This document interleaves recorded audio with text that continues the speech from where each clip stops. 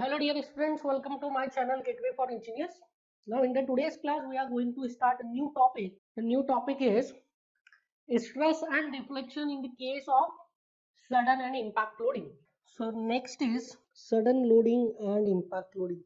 देखिए स्टूडेंट्स, अभी तक हमने जो भी डिस्कशंस किए हैं, अभी तक जो भी फॉर्मूलेज डिराइव किए हैं, पूरा का पूरा हमारा डिस्कशन चला है.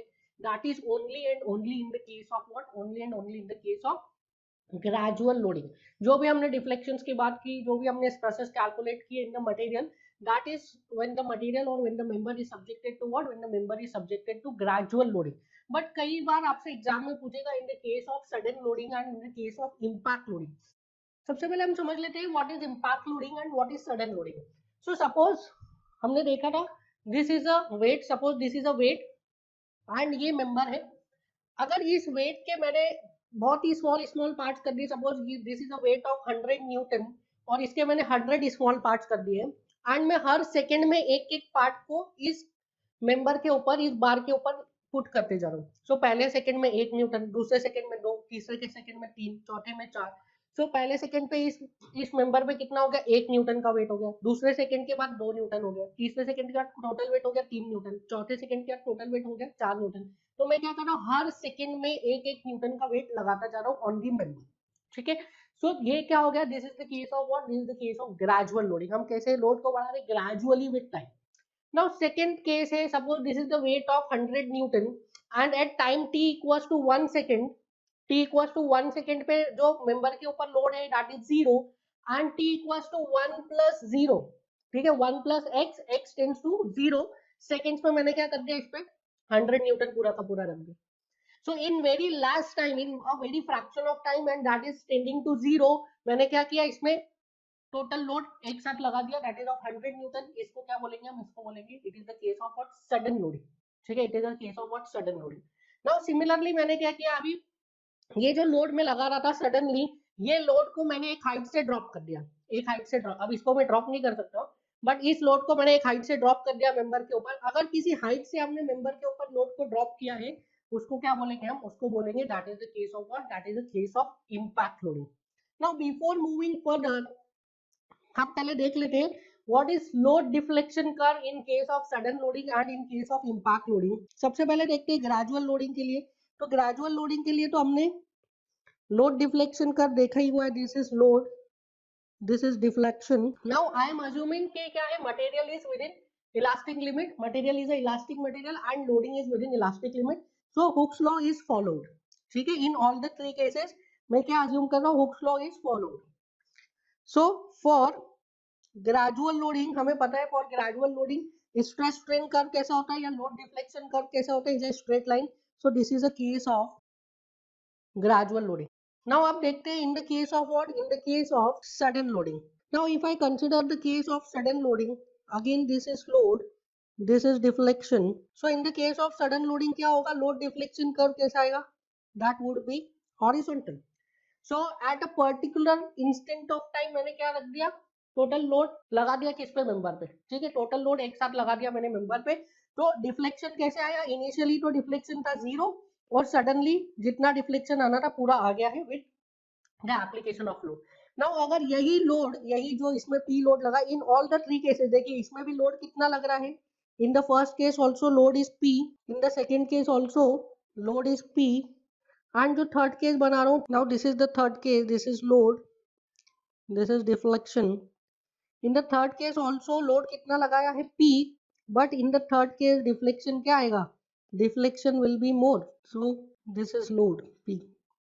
सो इन ऑल द 3 केसेस जो हमने लोड लगाया है दैट इज सेम लोड लगाया है तीनों ही केसेस में, बट जो डिफ्लेक्शन आ रहा है आप देखेंगे in the first case deflection is minimum, in the second case deflection थोड़ा बड़ा है and in the third case deflection और ज्यादा बढ़ गया है. ठीक है, सो फर्स्ट केस में क्या था, डिफ्लेक्शन मिनिमम था, सेकंड केस में डिफ्लेक्शन बढ़ा एंड थर्ड केस में डिफ्लेक्शन और ज्यादा बढ़ गया. अगर हम ग्रेजुअल लोड लगा रहे हैं तो for a particular load material में डिफ्लेक्शन कम आएगा, सडन लोड लगाया तो डिफ्लेक्शन बढ़ जाएगा, और इंपैक्ट लोड लगाओगे तो डिफ्लेक्शन और बढ़ जाएगा. सो यहाँ से हमें एक मोटा मोटा रिलेशन क्वालिटेटिवली पता चल गया, क्वांटिटेटिवली फिगर्स में अभी अभी नहीं पता है, बट क्वालिटेटिवली हमें समझ में आता है कि for a particular value of load क्या हो रहा है, मटेरियल में डिफ्लेक्शंस बढ़ रहे हैं. ठीक है, for a particular value of load material में डिफ्लेक्शन बढ़ रहे हैं। अब मटेरियल में अगर डिफ्लेक्शन बढ़ रहे हैं तो स्वाभाविक है क्या बढ़ेगा, स्ट्रेन बढ़ेगा, एंड मटेरियल में अगर स्ट्रेन बढ़ रहा है तो उसकी वजह से क्या होगा, स्ट्रेसेस बढ़ेंगे। So for a particular value of load material में क्या हो रहा है, अगर आप ग्रेजुअल लोड लगा रहे हैं तो स्ट्रेस कम आ रहा है, सडन लोड लगा रहे तो स्ट्रेस थोड़ा बढ़ेगा, एंड इम्पैक्ट लगाओगे तो स्ट्रेस और ज्यादा बढ़ेगा। सो मोटा मोटा अभी हमको ये क्वालिटेटिवली समझ में आता है कि अगर हम लोड को फिक्स रख रहे हैं तो स्ट्रेसेस क्या हो रहा है, बढ़ रहे हैं, इसमें ग्रेजुअल में बढ़ रहे हैं और इम्पैक्ट में और ज्यादा बढ़ रहे हैं। सो this is a rough relation. अब हम इसका एग्जैक्ट रिलेशन डिराइव करेंगे। Next topic is relation between stress and deflection in case of gradual, sudden and impact loading. कहने का मतलब क्या है, मैं रिलेशन डिराइव कर रहा हूँ कि अगर ग्रेजुअल लोड लग रहा है तो स्ट्रेस आ रहा है सिग्मा, इम्पैक्ट लोड लग रहा है तो सिग्मा एंड सिग्मा आई के बीच में मैं रिलेशन डिराइव करना चाहता हूँ। समझ में आया? या तो फिर सडन लग रहा है तो सिग्मा एस आ रहा है तो सिग्मा एंड सिग्मा एस के बीच में हम रिलेशन डिराइव करना चाह रहे हैं। डिफ्लेक्शन आ रहा है ग्रेजुअल लोड में इस डेल्टा, सडन लोड में आ रहा है डेल्टा एस, तो डेल्टा और डेल्टा एस के बीच में रिलेशन डिराइव करना चाह रहे हैं। डिफ्लेक्शन आ रहा है ग्रेजुअल के केस में डेल्टा एंड इम्पैक्ट लोड में डेल्टा आई, तो डेल्टा एंड डेल्टा आई के बीच में रिलेशन डेवलप करना चाह रहे हैं। नाउ इनके रिलेशन को डिफाइन किया जाता है by a term that is relation between stress in the case of gradual loading and stress in the case of impact loading और सडन लोडिंग। इसको डिफाइन किया जाता है by a term which is called as impact factor. Now ये impact factor क्या होता है? Impact factor एक फैक्टर है जो बताता है relation between stress in the case of gradual loading and stress in the case of sudden loading or impact loading. Similarly, deflection in the case of gradual loading and deflection in the case of sudden loading or impact loading. So impact factor को define करते हैं IF से, the value of IS is equals to sigma max upon sigma gradual. It is also equals to delta max upon delta gradual. Now ये जो IF की value होती है, ये IF की वैल्यू अलग अलग होती है, डिपेंड करती है कि इस पे आप इम्पैक्ट लोडिंग लगा रहे हैं या सडन लोडिंग लगा रहे हैं। अगर आप सडन लोडिंग लगाएंगे तो IF का वैल्यू कुछ और होगा, इम्पैक्ट लोडिंग लगाएंगे तो IF का वैल्यू कुछ और होगा, जो अभी हम ड्यू कोर्स ऑफ टाइम में देखेंगे। सो सडन लोडिंग के लिए IF का वैल्यू कुछ और होता है, इम्पैक्ट लोडिंग के लिए IF का वैल्यू कुछ और होता है। सो अगर हमें IF की वैल्यू पता है, इम्पैक्ट फैक्टर की वैल्यू पता है और हमें पता है किस टाइप का लोड लग रहा है, तो हम इजीली स्ट्रेसेस कैलकुलेट कर सकते हैं फॉर सडन लोडिंग और for impact loading. Suppose sudden loading लग रहा है, किसी मटेरियल पे सडन लोडिंग लग रहा है एंड उस मटेरियल के लिए हमें IF का वैल्यू पता है, तो मैं क्या करूंगा, स्ट्रेस निकालूंगा in the case of gradual loading. So मुझे अगर स्ट्रेस मिल गया in the case of gradual loading, मुझे IF की वैल्यू पता है फॉर सडन लोडिंग, तो मुझे सिग्मा मैक्स पता चल जाएगा for sudden loading. Similarly in the case of deflection also, मैं डिफ्लेक्शन निकालूंगा in the case of gradual loading, मुझे IF की वैल्यू पता है फॉर सडन लोडिंग, तो मुझे डिफ्लेक्शन मिल जाएगा इन the case of what, in the case of sudden loading. समझ में आया? सो इम्पैक्ट फैक्टर क्या दे रहा है, इम्पैक्ट फैक्टर रिलेशन दे रहा है between stress in the case of sudden loading and stress in the case of gradual loading. Similarly, impact factor for impact loading दे रहा है stress in the case of impact loading and stress in the case of gradual loading. So please write down definition of impact factor. It is the ratio of maximum stress to gradual stress. It is the ratio of maximum stress to gradual stress. There is one more definition, or it is the ratio of maximum deflection to gradual deflection. This is the ratio of maximum deflection to gradual deflection. This is very important. आप इसको ध्यान रखेंगे, जब भी impact के case में आपसे पूछेगा क्वेश्चन में, तो आपको इसी तरीके से प्रोसीड करना है। हमें सिग्मा ग्रेजुअल की वैल्यू पता है, हम कैलकुलेट कर सकते हैं इन the case of gradual loading किस तरीके से स्ट्रेस आते हैं, फॉर वेरियस केसेस हमने कैलकुलेट किया है। Similarly deflection in the case of gradual loading भी हमें पता है, हम वेरियस केसेस के लिए कैलकुलेट कर चुके हैं। जस्ट आपको इम्पैक्ट फैक्टर का यूज करके आपको कन्वर्ट कर लेना है उन वैल्यूज को, किसमें, in the case of sudden loading और in the case of impact loading. अभी देखते हैं हम इम्पैक्ट फैक्टर की वैल्यू कैसे आती है। So I M considering a bar. Now इस बार के बॉटम पे, इस बार के बॉटम पे एक रिजिड प्लेट लगी है। So there is a rigid plate at the bottom of this bar and this plate is rigidly fixed. ठीक है, ये प्लेट जो है रिजिडली फिक्स है। This is a weightless bar. ठीक है, there is a weightless bar and इस bar के एंड पे क्या है, एक रिजिड प्लेट लगा है। Now what I am doing is, मैंने एक वेट लिया है। So this is a cylindrical type of weight. ये बार है ऐसा और इसके ऊपर ऐसा वेट है ऐसा। ठीक है, ये इट इज लाइक दिस। ठीक है, सो बार को फिक्स कर दिया है और हम यहाँ से जैसे ये रिंग लगा है ना, this is weight, this ring is weight. ठीक है, सो हम क्या कर रहे हैं, इस बार पे ये वेट को ड्रॉप करेंगे from a height h, this is height h, this is weight w. So what we are going to do, हम इस w वेट को ड्रॉप करेंगे फ्रॉम हाइट h. h हाइट से w वेट को मैं ड्रॉप करने वाला हूँ, इस h हाइट से w वेट को ड्रॉप करने वाला हूँ. नाउ जब h हाइट से w वेट को ड्रॉप किया तो उसकी वजह से क्या हुआ, उसकी वजह से बार में आए डिफ्लेक्शन. सो इसकी वजह से क्या हुआ, बार में कुछ डिफ्लेक्शन आया. Now this is what, this is deflection in the bar, delta max. Why I am writing this as delta max, because ये जो deflection आया है ये किसकी वजह से आया, ग्रेजुअल लोड की वजह से नहीं, ये deflection आया because of impact loading. That is why I am writing it as delta max. Now ये जो प्लेट है, this is a rigid plate. Rigid plate क्यों लिखा है, बिकॉज ये प्लेट डिफॉर्म नहीं होगा. ठीक है, ये प्लेट डिफॉर्म नहीं होगा. जो भी टोटल डिफॉर्मेशन आएगा वो किसमें आएगा, इन द मेंबर. ठीक है, प्लेट में डिफॉर्मेशन नहीं आएगा. And after this application of load weight किधर आ गया, ऑन द प्लेट. ठीक है, समझ में आया आपको. सो नाउ देखिए क्या हो रहा है इस केस में, क्या हो रहा है इस केस में, एनर्जी का ट्रांसफॉर्मेशन हो रहा है. एनर्जी के बारे में हम पढ़ चुके हैं, स्ट्रेन एनर्जी के बारे में. तो इस केस में क्या हो रहा है, जो ये वेट है, इस वेट का जो एनर्जी है, potential energy, since this weight is at a height, तो इस वेट का जो पोटेंशियल एनर्जी है वो क्या हो रहा है, वो पोटेंशियल एनर्जी स्टोर हो रहा है किसमें, वो पोटेंशियल एनर्जी स्टोर हो रहा है इस मटेरियल में. ठीक है, तो मैं अज्यूम करूंगा कि ये जो वेट का पोटेंशियल, ये जो वेट है, इस वेट का पोटेंशियल एनर्जी जितना इस मेंबर में स्टोर हुआ है, अगर सेम अमाउंट ऑफ एनर्जी में ग्रेजुअल लोडिंग से स्टोर करूं तो कितना स्ट्रेस आएगा. समझ में आया. अगर मैं इसी अमाउंट ऑफ एनर्जी को, जो एनर्जी इसका पोटेंशियल एनर्जी है अभी, एंड आफ्टर इंपैक्ट लोडिंग ये पोटेंशियल एनर्जी कहाँ स्टोर हो गया, इस मटेरियल में, अगर मैं इतना ही एनर्जी स्टोर करना चाहूँ इस मटेरियल में थ्रू ग्रेजुअल लोडिंग, तो मुझे कितना स्ट्रेस लगाना पड़ेगा, कितना स्ट्रेस आएगा इस मटेरियल में, वो मुझे कैलकुलेट करना है. समझ में आ गया. इस वेट में there is some potential energy, इस वेट में कुछ पोटेंशियल एनर्जी है. जैसे ही हमने इम्पैक्ट लोडिंग लगाया तो ये जो पूरा का पूरा पोटेंशियल एनर्जी है वो स्टोर हो गया इन द मटेरियल. ठीक है, वो मटेरियल में स्टोर हो गया और मटेरियल में कुछ स्ट्रेस आया. I am assuming it as sigma max. अगर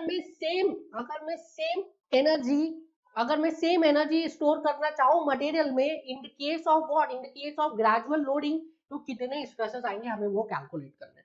सो I am writing potential energy loss by weight W, this is equals to strain energy stored in bar through gradual loading. लिख सकता हूँ मैं पोटेंशियल एनर्जी जितना बार का था, जैसे जितना वेट W का पोटेंशियल एनर्जी था, जैसे ही वेट W को हमने ड्रॉप किया ऑन द मेंबर, तो मेंबर में क्या हुआ, पूरा का पूरा एनर्जी स्टोर हो गया. अगर सेम अमाउंट ऑफ एनर्जी में ग्रेजुअल लोड में लगाऊं, मटेरियल में कोई ग्रेजुअल लोड लगाऊं, कब तक लगाऊंगा, जब तक कि पोटेंशियल एनर्जी के बराबर एनर्जी स्टोर नहीं हो जाती है.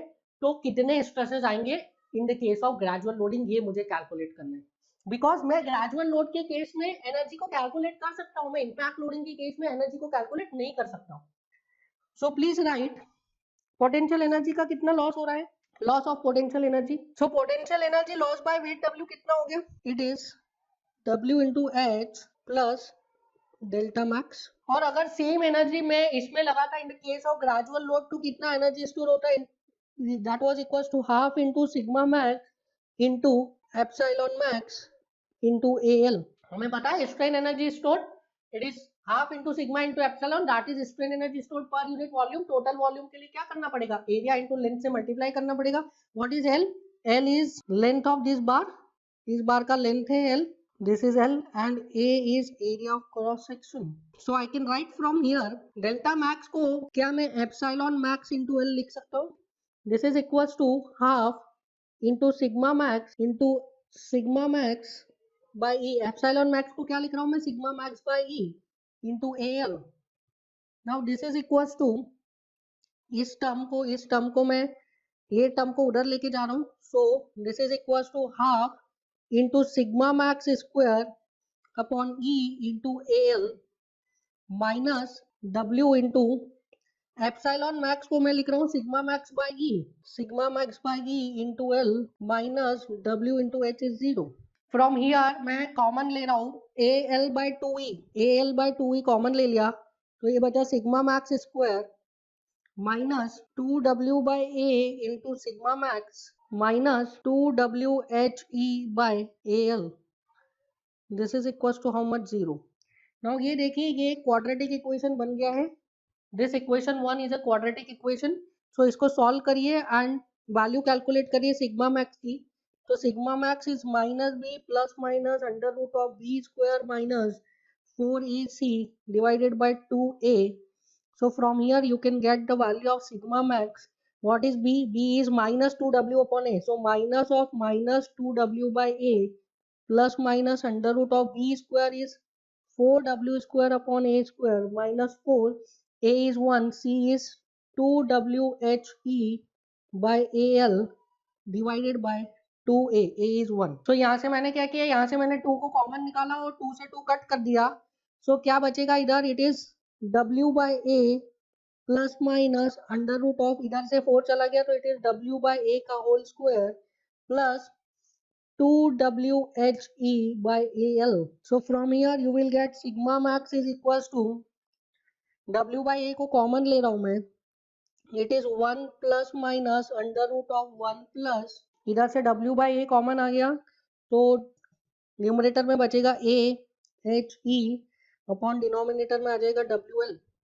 So can I write WL upon AE? This is equals to what? Delta gradual. This is equals to delta gradual and W by A, this is what? Sigma gradual. So W by A is sigma gradual and WL upon AE is delta gradual. So from here you will get sigma max is equals to sigma gradual into 1 plus minus under root of 1 plus 2h upon delta gradual. Now आप देखिए this sigma max is always greater than sigma gradual. Sigma max is always greater than sigma gradual. That means यहाँ पे जो है plus minus नहीं आ सकता, only plus ही आएगा. This sigma max is always greater than sigma gradual, तो यहाँ plus minus नहीं आएगा, ओनली प्लस आएगा. तो सिग्मा के जो दो रूट्स आए थे, एक प्लस वाला एक माइनस वाला, उसमें से माइनस वाला is not applicable for our case. So sigma max is equal to sigma gradual 1 plus under root of 1 plus 2h upon delta gradual. Now this is relation between stress in the case of impact loading and stress in the case of what? Gradual loading. Now if I want to calculate IF, so IF is sigma max upon sigma gradual. It is equals to 1 plus under root of 1 plus 2h upon delta gradual. Now आप देखिए in the case of sudden loading के case में h कितना होगा? What is the value of h? क्या sudden loading के case में h को एक हाइट से ड्रॉप किया जाता है? You will say no. So h 0 हो जाएगा. So IF for sudden loading will be equals to क्या? 1 plus under root of 1 which is equals to 2. So IF for sudden loading is 2. Now this is very very very important. And अगर यहाँ पे impact loading के लिए देखूंगा मैं, impact loading के लिए तो यहाँ h की कुछ वैल्यू आएगी और h की कुछ वैल्यू आएगी तो this value becomes more than 2. So IF for impact loading is greater than 2. So for the case of sudden loading IF की वैल्यू कितनी होती है? 2. and for the case of impact loading IF की value होती है more than 2. So अभी हमने जो लास्ट टॉपिक पढ़ा that was effect of impact loading and sudden loading. That is हमने इम्पैक्ट फैक्टर कैलकुलेट किया जिसकी हेल्प से हम क्या निकाल सकते हैं? Stress in the case of impact loading and stress in the case of sudden loading. Also we can calculate deformation in the case of impact loading and deformation in the case of sudden loading. कैसे निकाला ये अभी हमने detail में देखा है. Now we are going to solve various numericals. The first numerical is in front of you. So in this numerical, if an actual pull of 52.5 kilonewton suddenly applied to a steel rod of 40 mm diameter and 6 meter long, then calculate the instantaneous elongation. क्या पूछ रहा है आपसे numerical में? Instantaneous elongation. And this is a case of what? This is a case of sudden loading. So this is a case of sudden loading. Now we know that in the case of sudden loading and impact loading, अगर हमें elongation निकालना है या stress निकालना है तो हमें किसका use करना पड़ेगा? We have to use impact factor. And impact factor for sudden loading is 2. For sudden loading the value of impact factor is how much? 2. अगर impact factor की value पता है, if I calculate delta gradual, so delta gradual से क्या मैं निकाल सकता हूँ directly? Delta impact. So delta gradual will be equals to PL upon AE. and we know that impact factor is 2, so delta max will be equals to 2 PL upon AE. So this is equals to 2. Load कितना लग रहा है? It is 52.5 kilo newton. So load है 52.5 into 10 raised to 3. Load is 52.5. Length कितनी है? Length is 6 metre. So 6 into 10 raised to 3 mm. And area of cross section.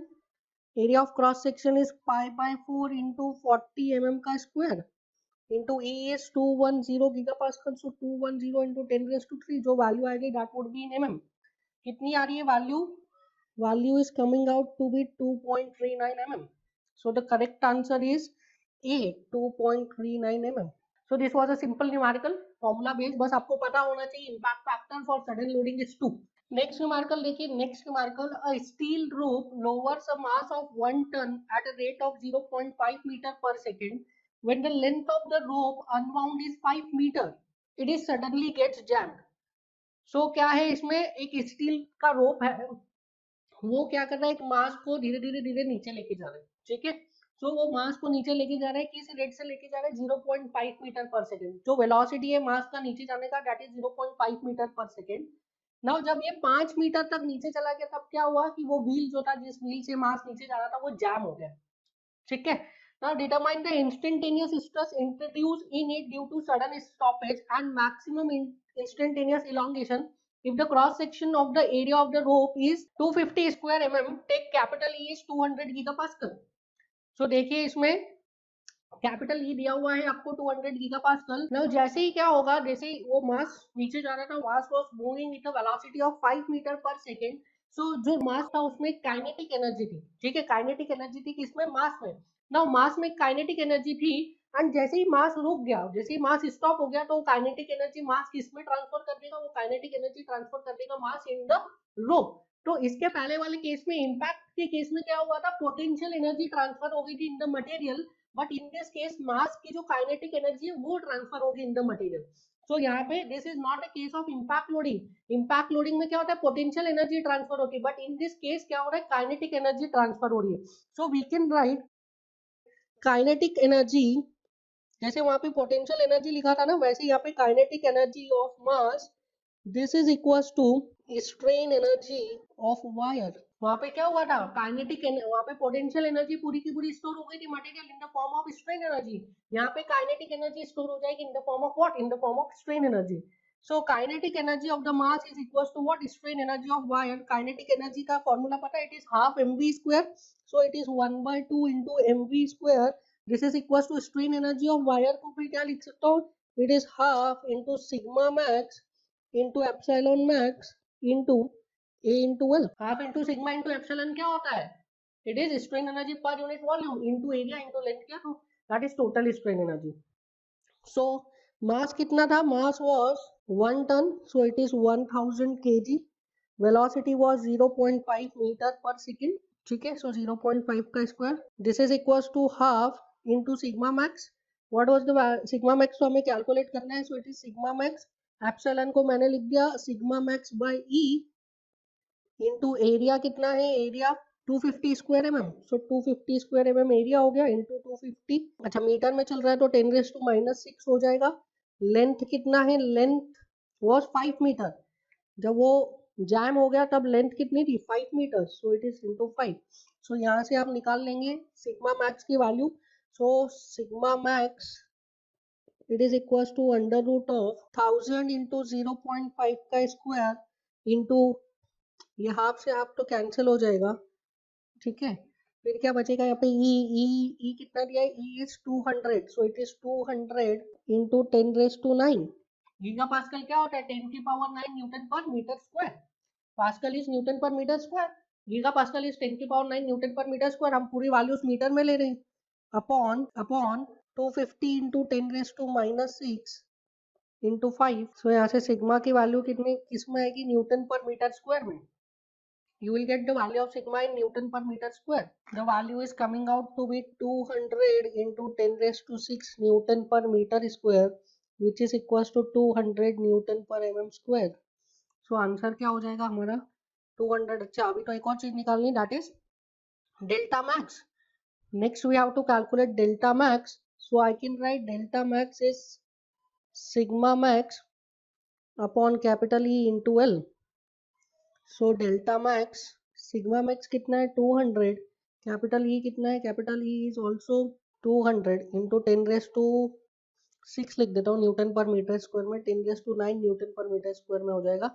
And length कितनी है, length of the bar is 5, so it is 5. Delta max की value यहाँ से आ जाएगी, कितनी आती है देखिए. सो डेल्टा मैक्स की वैल्यू यहाँ से आ जाएगी 5 into 10 raised to -3 metre which is equals to 5 mm. So the correct answer is 200 Newton per mm square, that is 200 megapascal and 5 mm. So इस तरीके से आप इम्पैक्ट लोडिंग के न्यूमेरिकल्स को डील कर सकते हैं या फिर सडन लोडिंग के न्यूमेरिकल्स को डील कर सकते हैं. We are going to discuss some numericals, और ये जो न्यूमेरिकल्स में डिस्कस करने वाला हूँ दिस इज ओवरऑल मतलब मिक्स न्यूमेरिकल्स है अभी तक हमने जितना भी पढ़ा है in strength of material. So the first numerical is in front of you. PQR is a rigid bar. It is hinged at P and suspended at Q and R by two rods SQ and TR made up of copper and steel. So SQ is made up of copper and TR is made up of steel. Now this bar carries a load of 2 tons at Q. This is point U. Midway between Q and R. Given area of copper is 6 square centimeter and steel is 3 square centimeter. Young's modulus for copper is 15 into 10 की power 5 kg per square centimeter and for steel is 20 into 10 की power 5 kg per centimeter square. You have to calculate the ratio of force in copper to force in steel. Now in this case you have to calculate what the ratio of force in copper. So if I assume the force in copper in P is PC and force in steel is PS, so we have to calculate value of PC by PS. Now ये देखिए since ये जो structure है this structure is hinged at point P, ये जो member है हमारा PQR, this is hinged at point P, तो ये point P के about इसका rotation is possible. So this member can rotate about point P like this. So the member can rotate about point P. अगर member rotate करता है about point P तो ये क्या हो जाएगा, this is delta in steel and this is delta in copper. So delta in steel and delta in copper क्या होगा, जब ये लोड पी लग रहा है, लोड 2T लग रहा है on this member PQR due to this load of 2 tons, क्या होगा, दिस मेंबर विल रोटेट, ये मेंबर रोटेट करना चाहेगा. बट कॉपर एंड स्टील में क्या आएगा, कॉपर एंड स्टील में एक्सियल फोर्स आएगा. Due to axial force in copper and steel क्या होगा, ये इसके रोटेशन को रेस्ट्रिक्ट करेंगे. But due to axial force copper में कुछ चेंज इन लेंथ आएगा एंड स्टील में कुछ चेंज इन लेंथ आएगा, और इनके चेंज इन लेंथ की वजह से क्या होगा, ये मेंबर PQR क्या करेगा, रोटेट करेगा. In the question it is given that this PQR is a rigid bar. देखिए PQR रिजिड बार है, इसका मतलब क्या है, the strength of this PQR is infinite. That means ये जो PQR है ये बेंड नहीं होगा. ठीक है, PQR बेंड नहीं होगा. क्यों बेंड नहीं होगा, because PQR is a rigid bar, it is a rigid bar. और हम रिजिड मटेरियल की प्रॉपर्टी पढ़ चुके हैं that EI is infinite. Rigid bar के लिए EI की वैल्यू इनफाइनाइट होती है, रिजिड बार की स्ट्रेंथ इनफाइनाइट होती है. दैट मींस ये बेंड नहीं होगा जरा भी. ठीक है, सो can I right, suppose this is point R dash, this is point Q dash. Can I write in triangle PRR dash and PQQ dash? So triangle PRR dash and PQQ dash are similar. These two triangles are similar. So क्या ये similar triangle के लिए मैं लिख सकता हूँ QQ dash upon PQ, this is equals to RR dash upon PR. Now what is the length of PQ? QQ dash क्या है? QQ dash is nothing but delta C. So delta C upon PQ की length कितनी है? PQ की length is this. This length is 2 meter. So delta C upon 2, this equals to delta S upon PR की length कितनी है? Total bar की length it is 4 meter. So from here can I write delta C is equals to delta S by 2. This is my equation number 1. So delta C कितना आ गया, delta C आ गया delta S by 2. Now we know that delta C is equals to PL upon A, और I will write delta is equals to PL upon A. तो delta C कितना हो जाएगा, delta C is equals to PC into LC upon AC into EC. Similarly delta S will be equals to PS into LS upon AS into ES. So value रखिए equation 1 में delta C delta S की. you will get PC into LC upon AC into EC. This is equals to 1 by 2 of PS into LS upon AS into ES. Now हमें क्या निकालना है? PC by PS. Length of steel bar and length of copper rod दोनों same है. Length of steel and length of copper दोनों same है. So यहाँ से लेंथ से लेंथ कैंसिल हो गया. एरिया ऑफ कॉपर कितना दिया है? Area of copper is 6 square centimetre and that of steel is 3 square centimetre. So area of copper is 6 square centimeter and area of steel is 3 square centimeter. तो देखिए centimetre centimetre square centimetre cut जाएगा and जो E है E भी same ही unit में दिया है. So I can write E of steel is 15 into 10 की power 5 kg per centimeter square and E of steel is 20 into 10 की power 5 kg per centimeter square. So सारी units cancel हो जाएगी, हमें यूनिट लेस क्वांटिटी मिल जाएगी. PC by PS is equals to 6 into 15 into 10 की power 5 upon 2 into 3 into 20 into 10 की power 5. So यहाँ से you will get the value of PC by PS. So 6 से 6 भी कैंसिल हो गया. It is 15 by 20 which is nothing but 3 by 4 which is equals to 0.75. So the correct answer is option B है क्या? Yes, correct answer is B, 0.75. So the correct answer is B. Simple numerical था. What you have to do, just आपको similar triangle का formula लगाना था और आपको पता होना चाहिए कि जो रिजिड बार होता है, रिजिड बार में डिफ्लेक्शन 0 होता है. रिजिड बार डिफ्लेक्ट नहीं करेगा, बेंड नहीं करेगा. नाउ नेक्स्ट न्यूमेरिकल देखिए. Next numerical, a alloy fails at 25% strain level whose stress strain relationship is given by y is equals to ax square plus bx. So एक alloy है, उसका stress strain का graph कैसा है? y is equals to ax square plus bx where y is what? Where y is stress and x is strain. A and B are constants whose magnitude are minus 8000 megapascal and 10,000 megapascal. So क्या दिया है आपको question में? एक stress strain curve का relation दिया है. अगर हम इसको प्लॉट करें तो we can plot it like this. So suppose ये आपको एक रिलेशन दिया है. Relation is y is equals to ax square plus bx. दिस इज स्ट्रेस and this is strain. Stress is in megapascal and strain will be in percentage. Now यहाँ पे एक ही वैल्यू दी है आपको. क्या दी है? माइनस 8000 मेगापास्कल एंड बी की वैल्यू दी है. क्या दी है? It is 10,000 megapascal. नाउ क्या बोल रहा है इसमें आगे? The yield stress of the alloy is, आपसे यील्ड स्ट्रेस पूछ रहा है इसकी, और गिवन प्रूफ स्ट्रेस इज 0.2%. आपको प्रूफ स्ट्रेस दिया हुआ है 0.2%. एक्चुअल में this is not proof stress. Proof stress this is गलत दिया है. This is permissible plastic strain. So permissible plastic strain आपको दिया है 0.2% और इसके अगेंस्ट में आपसे क्या पूछ रहा है? यील्ड स्ट्रेस की वैल्यू पूछ रहा है, दैट इज प्रूफ स्ट्रेस की वैल्यू पूछ रहा है. नाउ अब आपको प्रूफ स्ट्रेस की वैल्यू निकालनी है, तो आप कैसे निकाल सकते हैं प्रूफ स्ट्रेस की वैल्यू? सबसे पहले what you have to do is you have to make a line parallel to initial portion of stress strain curve. जो stress strain curve आपको दिया है, इस stress strain curve के initial portion से parallel आपको एक लाइन बनानी पड़ेगी. कितने ऑफसेट पे? 0.2% के ऑफसेट पे. तो यहाँ पे मैं क्या ले रहा हूँ? मैं एक ऑफसेट ले रहा हूँ. Suppose this offset is 0.2%, that is 0.2 by 100. And इस ऑफसेट पे मैं क्या कर रहा हूँ? इस ऑफसेट पे मैं एक स्ट्रेट लाइन बना रहा हूँ parallel to the initial portion of the given stress strain curve. So अगर मैं यहाँ पे एक tangent बनाऊं like this tangent and this line are parallel.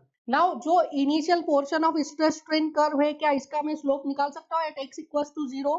So can I calculate y is given in the question, so y is equals to ax square plus bx. Can I calculate dy by dx at x is equals to 0? निकाल सकते हैं. What is dy by dx at x equals to 0? It is this theta. So this is nothing but theta which is common for both the lines. दोनों lines के लिए क्या होगा? ये theta same रहेगा. तो क्या हम इस थीटा की वैल्यू कैलकुलेट कर सकते हैं? Yes, we can easily calculate. So y का इक्वेशन दिया है, तो dy by dx में कैलकुलेट कर सकते हो. dy by dx is equals to 2ax plus b. dy by dx is how much? It is 2ax plus b. अब मुझे निकालना है dy by dx at x is equals to 0. It is equals to b. So the slope of initial portion of stress strain curve for both the curves is what? Is b. दोनों ही curve के लिए जो slope होगा initial portion का वो कितना हो गया v। नाउ सिंस ये जो प्रूफ स्ट्रेस के लिए हम बना रहे हैं this is a straight line, तो इस लाइन के हर पॉइंट पर the slope is b, where is ये जो कर्व है इस कर्व का इनिशियल पोर्शन का जो स्लोप है that is b।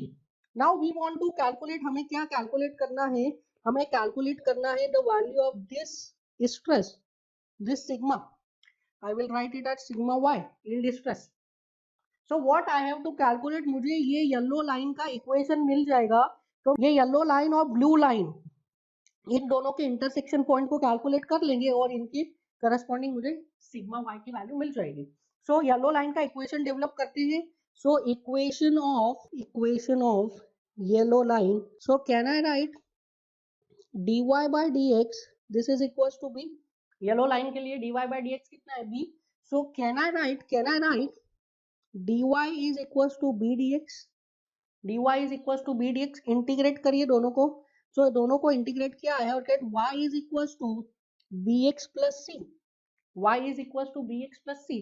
now for this yellow line आप देखिए, for the yellow line at y is equals to 0, at y is equals to 0, x कितना है 0.2 by 100, so I will write for yellow line, or you can see straight line, at y is equals to 0 the value of x is 0.2 by 100, so from here can I write 0 is equals to 0.2 by 100 into the value of b की क्या value दी है, it is 1000 into 10,000 plus c, so c कितना आ जाएगा, c will be -20, c की value कितनी आ गई -20, unit क्या होगी, जो b की यूनिट है वही c की भी यूनिट हो जाएगी, that is megapascal. So can I right equation of yellow line, that is a straight line, this is equals to what, y is equals to bx plus c, that is b is 10,000 x minus 20, this is equation number 1। and एक equation हमें दी है y is equals to ax square plus bx, that is a की value कितनी दी है -8000, so it is -8000 x plus b is 10,000। now equation, this I am writing as equation number 2। now intersection of these two lines will give what, will give sigma y, ठीक है, इन दोनों lines का intersection क्या देगा आपको, sigma y। सो calculate करिए इन दोनों का इंटरसेक्शन, हमें y कोऑर्डिनेट निकालना है, देखिए इन दोनों लाइंस को इंटरसेक्ट होके जो y कोऑर्डिनेट मिलता है that will give us what, sigma y। सो इन दोनों लाइंस का इंटरसेक्शन जहाँ पे हो रहा है उसका y कोऑर्डिनेट चाहिए मुझे, सो y कोऑर्डिनेट डायरेक्टली तो नहीं निकलेगा, पहले हमें निकालना पड़ेगा x coordinate. So I will equate 1 is equals to 2, so from here I can write 10,000 x minus 20, this is equals to minus of 8,000 x square plus 10,000 x, so 10,000 x से 10,000 x cancel हो गया, you will get x square is equals to 20 divided by 8,000, so यहाँ से x की value कितनी आ जाएगी, it is 0.05, it is 0.05। अब आप देखिए इस ग्राफ में क्या आ रहा है, x is equals to 0.05, क्या है ये, this is this strain, this is this strain 0.05, I can write it as 5 by 100। so now can I calculate value of y, so sigma y we can calculate it from any equation, so sigma y calculate करना है, I am writing y is equals to ax square plus bx, so at so y is equals to sigma y when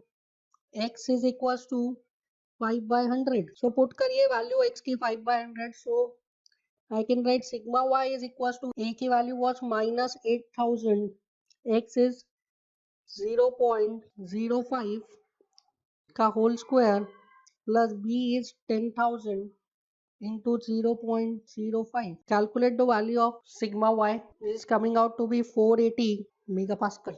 कोई से भी equation से निकालिए, आप second equation से भी निकाल सकते हैं, that is y is equals to bx minus 20, so b is 10,000 into x is 0.05 minus 20, यहाँ से भी आपको y की वैल्यू सिग्मा y के बराबर ही मिलेगी, that is 480 megapascal। so आप कहीं से भी निकाल सकते हैं, from both equation you will get same value of sigma y, so the value of sigma y is how much, it is 480 megapascal।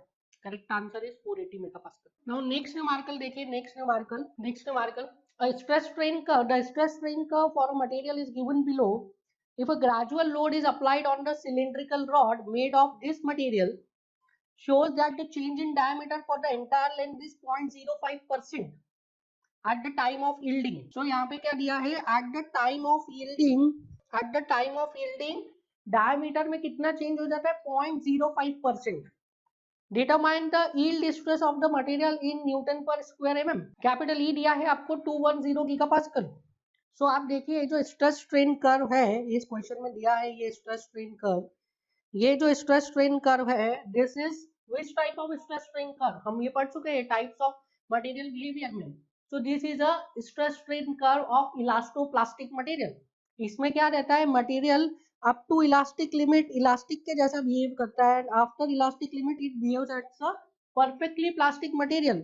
So this is an example of elastoplastic material. ये elastoplastic material का stress strain curve है. आप after yielding क्या होता है, material behaves as perfectly plastic. Now इस question में आपसे क्या पूछ रहा है, यील्ड स्ट्रेस. आपसे स्ट्रेस पूछ रहा है इस पॉइंट पे, यील्ड स्ट्रेस आपसे पूछ रहा है. नाउ यील्ड स्ट्रेस अगर आप कैलकुलेट करना चाहते हैं तो व्हाट यू आर रिक्वायरिंग, आपको इसमें स्ट्रेन चाहिए. ठीक है, स्ट्रेन चाहिए, ई की वैल्यू दी है तो आप यील्ड स्ट्रेस निकाल सकते हैं. Now in this question longitudinal direction में स्ट्रेन नहीं बताया आपको, लॉन्गिट्यूडनल डायरेक्शन में स्ट्रेन नहीं बताया आपको. नाउ बट लेटरल डायरेक्शन में स्ट्रेन बताया है. देखिए लेटरल डायरेक्शन में the change in diameter for the entire length is 0.05. सो क्या दिया है आपको, डेल्टा डी अपॉन डी की वैल्यू दी है आपको 0.05 बाय 100. 0.05 बाय 100 आपको दी है किसकी value, delta D upon D की. आपसे पूछा क्या है, आपसे पूछा है sigma Y. Now we can calculate sigma Y, sigma yield stress. अगर मुझे एप्सिलॉन यील्डिंग मिल जाए तो कैपिटल ई तो दिया ही है. Now epsilon yielding that means what is epsilon Y, it is strain in longitudinal direction at yielding. Strain in longitudinal direction चाहिए हमें यील्डिंग पे. दिया क्या है हमें दिया है delta D by D that is strain in lateral direction at yielding. So yielding पे हमें lateral direction में strain दिया है, yielding में हमें longitudinal direction में strain कैलकुलेट करना है, बट पॉइजन रेशियो नहीं दिया है. कैसे कैलकुलेट करेंगे बताइए. नाउ हमें पता है कि ये material, this material is elastoplastic material and after yielding at the point of yielding ये कैसा बिहेव करता है, ये बिहेव करता है as a perfectly plastic material. And for perfectly plastic material we know that for perfectly plastic material mu कितना होता है, पॉइजन रेशियो कितना होता है बताइए. For perfectly plastic material the value of mu is 0.5. So यहाँ से हम इजीली सॉल्व कर सकते हैं. Mu is equal to minus of lateral strain upon longitudinal strain. So it is 0.5 is equals to minus of lateral strain. Lateral strain कितना आ रहा है, it is 0.5 by 100, 0.05 by 100. Tensile है या compressive है, this is compressive. So it is minus 0.05 by 100 upon longitudinal strain. So यहाँ से longitudinal strain कितना आ जाएगा, it is 0.05 by 100 into 0.5. So epsilon, or I will write longitudinal strain at yielding, this is equals to 0.1 by 100. 0.1 by 100. So यहाँ से हम easily calculate कर सकते हैं stress. So longitudinal stress at yielding, that is sigma y is equals to epsilon y into e. So sigma y is equals to epsilon y क्या 0.1 by 100 into capital E कितना दिया है आपको, capital E is given as 210 gigapascal. और answer किस में पूछा है, आंसर पूछा है मेगापास्कल में. सो इनटू 210 into 10 की पावर 3 हो गया मेगापास्कल.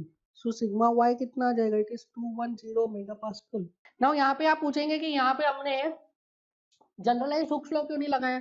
तो जनरलाइज हुक्स लॉ क्या बोलता है, epsilon x is equals to sigma x by e minus mu sigma y by e minus mu sigma z by e.